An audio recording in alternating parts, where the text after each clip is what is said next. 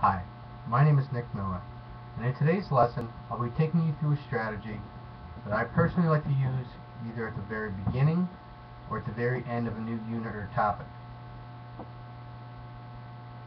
Personally, I like to use a strategy called a word splash. Have you ever heard of a word splash? A word splash is an activity where students will first work individually by themselves, then in groups they will collaboratively work together to create a narrative story that kind of summarizes what the word splash words, people, phrases, terms are about. The ultimate purpose of a word splash, when used in the beginning of a topic like I've done in this activity, is to activate prior knowledge. What is activating prior knowledge? Activating prior knowledge is when a teacher can gauge what a student has learned in the past based on what they do in this kind of activity. It allows them to see what they may have learned from a prior class and allows them to see what they need to focus on and what they need to reflect on in case it's a fuzzy area or topic. It also, to me, seems like when you use a topic like or a strategy like this, it engages students into that topic. Instead of just going into a boring PowerPoint, you can start with a topic like this, or start with a topic where you're showing pictures, or in this case, do the word splash, and then show pictures of what the words are or what they may mean.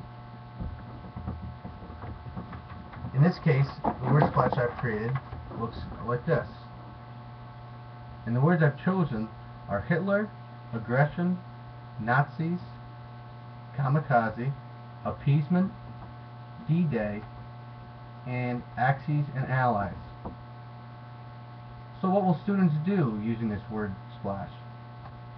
First, they will look at each word and try to make meaning of the word or phrase.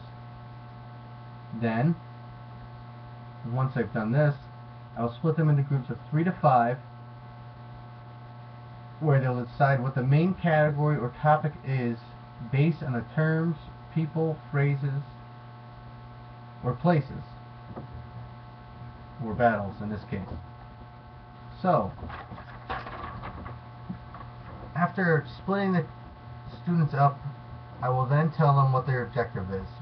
First and foremost, students will predict what the topic is about based on these vocab terms, as I prior stated.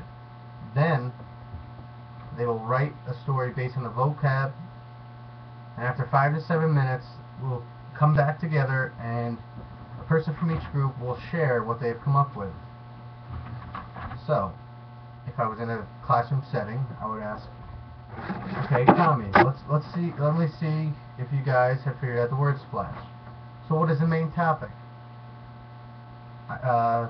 Tommy's group, in this case, told me that the topic was World War II, which they are correct. I'm just going to read for you what Tommy's group wrote. During World War II, the Allies were very angry at the Axis powers. The Axis powers' main source of power came from Hitler, who was the head of all Nazis. Appeasing or allowing dictators to get what they want allowed Hitler to gain this power following World War I. One of the turning points in the war in Europe was D-Day, which was fought on the beaches of Normandy. The Japanese, who were part of the Axis powers, were big in air warfare. Kamikaze, or kamikazes, was the name given to their pilots who did everything in their power to destroy American bases by suicidally blowing up ships by driving their planes into them. The Allied powers ended Axis aggression, putting an end to World War II. So in this case, these group of students would receive a good participation grade, and it would tell me that they got the gist of the assignment or activity, and they have a good base knowledge of what World War II was all about. So, following that, what I would do is I would show pictures of these words or I would describe, if I don't have a picture for the word, I would describe what the vocab term means. So in this case, Hitler, which was one of the first words on there, I would show this picture, which in 11th grade, which this activity would be taking place in my classroom. I would suspect that almost all of students should know who Hitler is.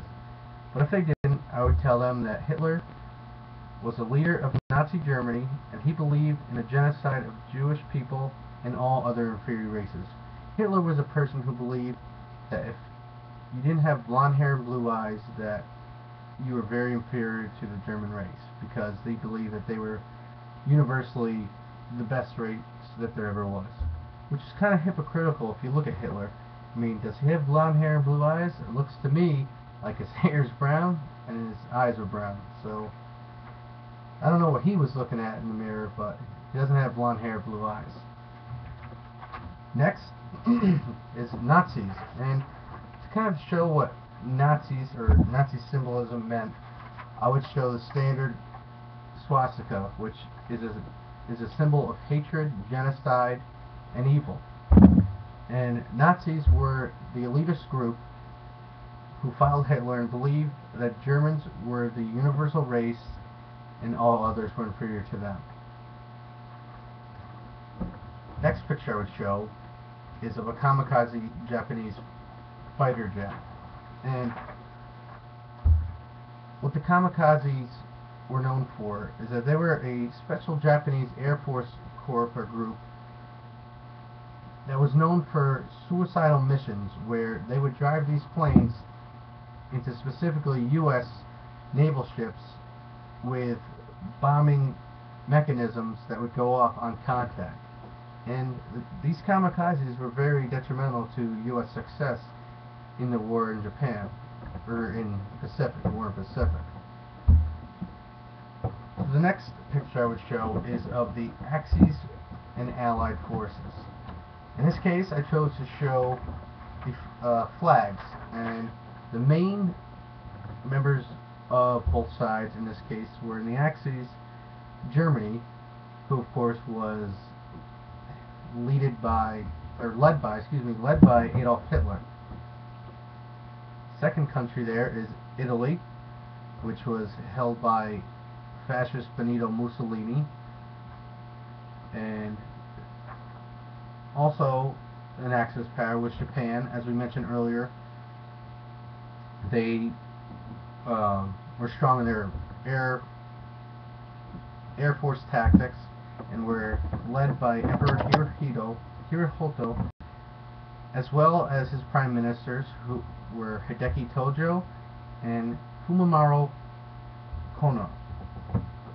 So, the Allied powers are, of course, U.S., which was led by FDR at the time, Great Britain, which in the beginning was led by Neville Chamberlain, who then retired, and after him, Winston Churchill took over. The other Allied powers were the Soviet Union, led by Joseph Stalin, and France, led by Charles de Gaulle. Next word is aggression, and in World War II, the aggressor was Germany, but in this case, it was the path that Hitler took, claiming and taking land by force. He took over land by force, and no one was going to get in his way. Next word is appeasement, and in this case, in World War II, appeasement meant allowing a dictator to do or get what they wanted in interest of furthering conflict. So, in this case, Great Britain and France, who were in Europe, basically let Hitler do the things that after World War I we said he couldn't do. They let him do this because they didn't want further conflict. They were kind of scared of the power of Hitler and the Nazis, and just wanted to avoid another war because it was so expensive and they had so many casualties.